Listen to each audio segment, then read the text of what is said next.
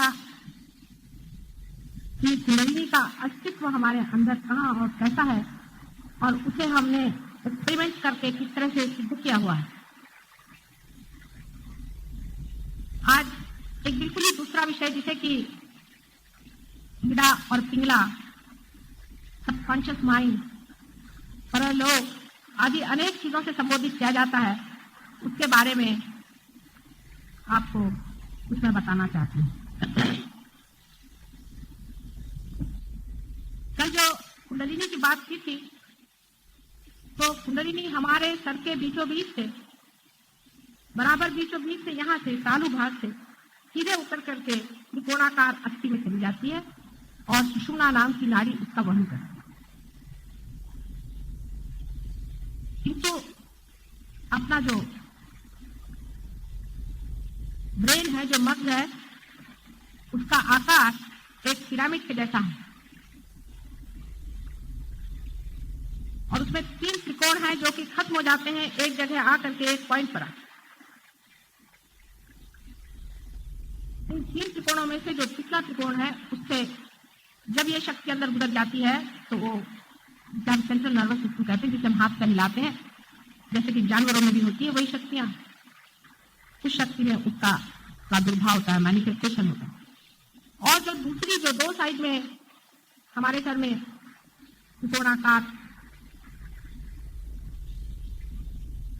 इस ब्रेन की स्थिति है, उसमें से जो शक्तियां अंदर गुजरती हैं वो अंदर जाकर के क्रॉस होकर नीचे चली जाती हैं, जिनको कि अंग्रेजी में left and right sympathetic nervous system कहते हैं।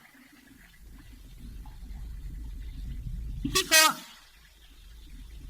हमारे पूर्वजों ने, जो दृष्टा थे, उन्होंने इसे ईड़ा और पिंगला नाम की 2 नाड़ियों के नाम से संबोधित किया। एक नाड़ी जो कि हमारे सीधे तरफ के सर से गुजर के नीचे में चली जाती है, उसको उन्होंने ईड़ा कहा हुआ है, और जो बाएं तरफ से जाती है उसे उन्होंने पिंगला कहा। अब इन दोनों का बड़ा अर्थ हमारे जीवन में होता है।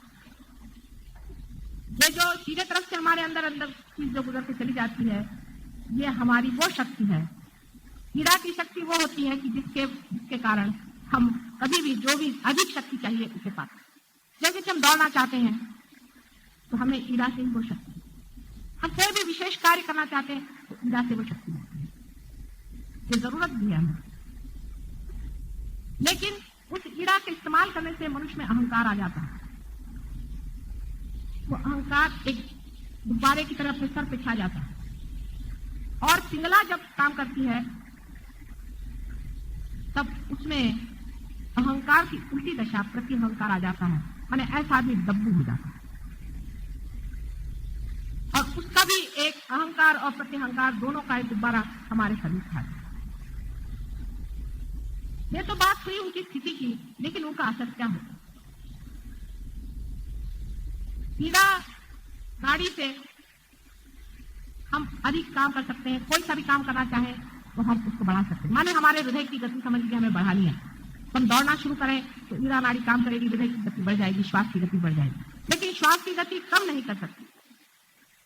वैसे ही पिंगला नाड़ी अगर बढ़ जाए तो उसमें भी हृदय की गति बढ़ जाएगी। माने एक हम रास्ते से जा रहे हैं, एकदम से हम डर गए, धक हमारे जी में हो गया और हृदय की गति। दोनों ही ईड़ा और पिंगला से एक ही असर आता है, क्योंकि तो दोनों ही एक ही चीज पे, एक ही फ्लेक्स पे काम करते हैं और उसे खींचते हैं, और जो हमारे अंदर शक्ति भरी गई है उसे इस्तेमाल करते हैं। कि तो आप जानते हैं कुछ दिनों बाद में ये अपने सर का जो छेद है ये बंद हो जाता है, कारण उसमें ईगो और सुपर ईगो दोनों चीज ऊपर में छा जाती है, और उसके कारण ये सर का जो छेद है ये बंद हो करके, जैसे कि अंदर में पेट्रोल भर गया और अब छेद बंद है। अब आप ईड़ा नाड़ी को जितना चलाएंगे, जितनी आप ओवर एक्टिविटी करेंगे, उतनी आप अपनी जो शक्ति है उसको खत्म करते जाएंगे। अब उसमें नई शक्ति आना बहुत जरूरी है, अगर नहीं आएगी तो आदमी को कैंसर जैसी बीमारियां हैं। या तो ईड़ा नाड़ी पे पहुंच जाने से मनुष्य को कुछ अजीब तरह की शक्तियां प्राप्त हो जाती हैं, जैसे कि गायत्री, सावित्री आदि नामों से जाना जाता है। गायत्री, सावित्री आदि जब शक्तियां मनुष्य में आ जाती है तो वो पहले तो सब चक्रवक्र देखने लग जाता है, और चक्रों की गति देखने लग जाता है, भूमंडल देखने लग जाता है, और शरीर छोड़कर के ऊपर उड़ने लग जाता है, और आदि मतलब सब भौतिक शक्तियां उसके पास आ जाती है। अब इसमें क्या है, हमारे पास एरोप्लेन है, एरोप्लेन से उड़िए। आप शरीर से उड़ के कमाल क्या करना है? हमारे पास एरोप्लेन नहीं क्या उड़ने के लिए? अभी अमेरिका से कुछ लोग मेरे पास आए थे, पहले माँ हमको ऐसी शक्ति दो जिससे हम आकाश में उड़े। अरे मैंने कहा तुम तो पहले ही बहुत ज्यादा उड़ रहे हो, जरूरत से ज्यादा, अब क्या जरूरत है तुमको क्या आकाश में उड़े? क्या तुम्हें आनंद की खोज नहीं है? क्या तुम्हें धर्म की खोज नहीं है? क्या तुम्हें प्रेम की खोज नहीं है? नहीं, हमको तो यही कोई चमत्कार की चीज चाहिए कि मनुष्य की बुद्धि को क्या चाहिए। इस तरह से ईड़ा नाड़ी के मैनिफेस्टेशन से, प्रादुर्भाव से मनुष्य अजीब अजीब तरह की शक्तियों को प्राप्त कर लेता है। इसमें से कुछ शक्तियां जैसे कि अणिमा, गरिमा, लघुमा आदि, कि आपकी ग्रेविटी से आप उड़ जाएंगे। एक हमने साधु जी देखे थे, वो ग्रेविटी से उड़ जाते थे, लेकिन परले दर्जे के बदमाश। न जाने कितनों को उन्होंने मर्डर कर दिया था, कितनों को क्या कर दिया। और इस तरह की जब शक्तियां मनुष्य में आ जाती है तो वो उसका उपयोग करने लगता है और उसको बड़ा अहंकार हो जाता है, क्योंकि सारी शक्ति उसका बूता ही अहंकार है। और उस शक्ति के दम पर उसमें एक विशेष शक्ति आ जाती है जिससे वो क्रोध में आ जाए तो किसी को भस्म कर दे। आपने भरत मुनि के बारे में सुना होगा और अनेक मुनियों के बारे में सुना होगा, जो कि बस आंख खोलते साथ किसी को भस्म कर देते। जब भी कोई काम करना हुआ, आंख खोली भस्म कर दिया, जिसको देखो उसको भस्म कर दिया। क्या इससे क्या विशेषता पाएंगे? आप अपनी बुद्धि लगाए, आप सर्वसाधारण इंसान है, कॉमन सेंस आपके पास है, आप क्या किसी को भस्म करना चाहेंगे? एक आदमी जब ट्रेन के नीचे आ जाता है, मोटर के नीचे आ जाता है, तो उस ड्राइवर के प्राण निकल जाते हैं, उसको इतनी तकलीफ हो जाती है। और यहाँ यह है कि हजारों आदमियों को भस्म करे चले जा रहे। माने अहंकार में वो इतने डूब जाते हैं, दूसरा कोई उनकी नजर में अपना बन ही नहीं सकता। जिसको देखो उसको भस्म करना, ये ईड़ा की शक्ति है। और जो लोग हठ योग आदि में फंसते हैं, हठ का अर्थ ही है हा और था। हा माने सूर्य और था माने चंद्रमा और सूर्य की शक्ति को एकत्रित करके ये सूर्य की शक्ति भस्म करने की सूर्य की शक्ति। आपको सूर्य नहीं बनना है, लेकिन सूर्य में जो प्रकाश रहा है, उस प्रकाश के अंदर जो वाइब्रेशंस है, उसके अंदर के जो तत्व है, उसको अपने हाथ में ऐसे हजारों सूर्य बना सकते। यह असली शक्ति है, जिसके कारण सूर्य आज तप रहा है और जल रहा है।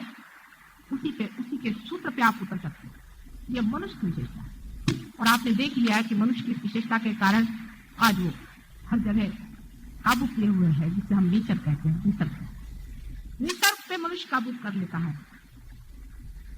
वो भी इसी ईड़ा शक्ति के कृपा से। लेकिन अतिशयता कर देने पर उसका अहंकार इतना बलवती हो जाता है कि वो आकर के ईड़ा शक्ति जहां पे क्रॉस करती है, आगे चक्र, वहां आकर के रुक जाती है। उस आदमी का तारण नहीं, उसका तारण नहीं, बहुत असंभव की बात है। और यहां से यहां तक उठना, जिसे कि हम कहते हैं सहस्त्रार पर उसको उठाना, कितनी छोटी सी चीज, तो बहुत बड़ा संभव ये नहीं है। अंतर इतना सा छोटा सा अंतर, यहां से यहां तक उठाना असंभव की बात हो जाती है, क्योंकि उसका सुपर ईगो ने इसको दबा मारा। यहाँ पर उसका टूटना ही कठिन हो गया। इसलिए आपने बहुत लोग जो हमारे एक्सपेरिमेंट में आया देखेंगे, जो बड़े बड़े सन्यासी साधु फलाने बाबा जी आते हैं, मेरे सामने यूं लटकान लगते हैं। मैंने कहा लगाओ तुम्हारी शक्तियां, देखे तो है क्या करते हो, थर कांपते हैं। क्यों? इसलिए क्योंकि अहंकार मृत्यु है। तो भगवान को नहीं जानते, प्रेम की बात नहीं करते। मेरे आप देखेंगे योग शास्त्र में कहीं प्रेम की बात होता नहीं। इसका मतलब ये नहीं कि योग शास्त्र गलत है, ऐसा नहीं सोचा, लेकिन उस चीज की अतिशयता कर लेना मानव को अहंकार की ओर ले जाएगा, परमात्मा की ओर। वो ईड़ा नाड़ी है जो हमारे राइट साइड के दिमाग से ऊपर को और लेफ्ट साइड पे चली जाती है, जिसे left side sympathetic nervous system हमारा डॉक्टर। और साधारण तरह से जो आदमी ओवर एक्टिविटी में होता है, जैसे कि आजकल आप देख रहे हैं, मुझे काम है, मुझे काम है, मुझे काम, ऐसे आदमी को कैंसर जैसी बीमारियां हो जाती है due to the over activity of the sympathetic nervous.